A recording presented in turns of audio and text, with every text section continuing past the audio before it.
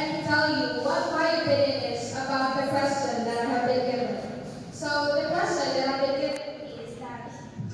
what local government program should be implemented to improve education and livelihood opportunities for indigenous youth?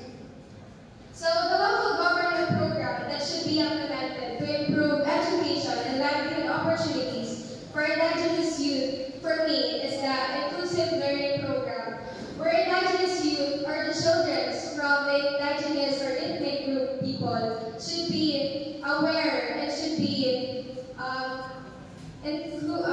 to promote inclusivity for this ethnic people, for these indigenous people, for them to learn and to assess their capabilities, their knowledge, and the skills that they have in order for it to be shared to our community, to our nation, because they are our pride. They are part of our nation's identity. And it is through the indigenous youth that we will know and we will have the opportunity to learn their indigenous practices that should be preserved for the betterment of our future. So